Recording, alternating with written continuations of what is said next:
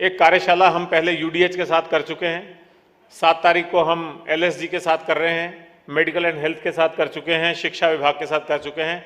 लेकिन ग्रामीण विकास अपने आप में इतना बड़ा क्षेत्र है, उसमें ये पहल ली है विभाग ने, ये वास्तव में एक साधुवाद की बात है, बधाई की बात है। मैं इसी मौके पे विभाग की एसीएस श्रेया गुहा जी का भी धन्यवाद ज्ञापित करना चाहूँगा। जैसे ही हमने प्रस्ताव दिया, मंत्री जी ने उसको हाथों हाथ विभाग में भेजा और श्रेया जी ने उसको फटाफट एग्जीक्यूट कराया। जुगल जी यहाँ बैठे हुए हैं, इन लोगों ने सब ने मिलकर के इसको अमली जामा पहनाया और आप सब लोगों को आमंत्रित किया आज की इस कार्यशाला में। जब हम बात करते हैं विजन डॉक्यूमेंट 2047 की, तो मेरा ऐसा मानना है कि उसमें ग्रामीण विकास विभाग से ज्यादा बड़ी भूमिका किसी और की नहीं है।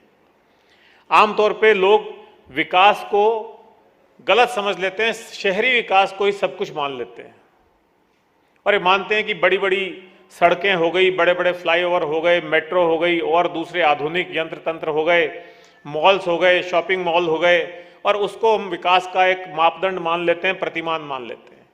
ये मैं मानता हूं ऐसा ही है जैसे कि हम सोचें कि चेहरा खूबसूरत है लेकिन बाकी पूरा शरीर रोगग्रस्त है या स्वस्थ नहीं है।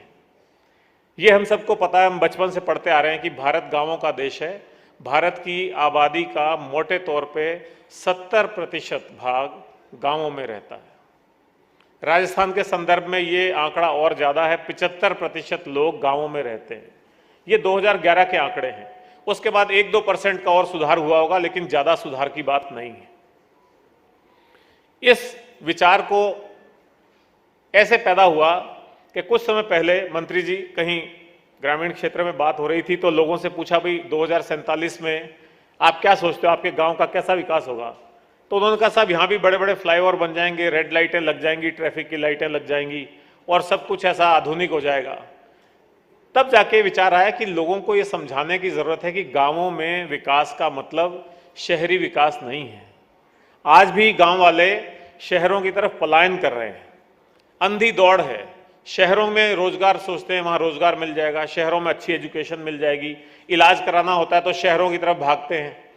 तो शहरों की तरफ उस दौड़ को, उस पलायन को रोकना है, क्योंकि इस दौड़ और पलायन से किसी का भला नहीं हो रहा। गांवों में जो गांवों की ब्यूटी थी, जो गांवों का जो जिसको आप कह सकते हैं जो हमारी अर्थव्यवस्था की रीढ़ की हड्डी थी, चाहे वो कुटीर उद्योग थे, चाहे वो खेती थी, चाहे वो कोई और इस तरह के कार्यक्रम थे, वो सब चीजें पीछे छूट जाती हैं। आज आप देखते हैं मनरेगा में आपको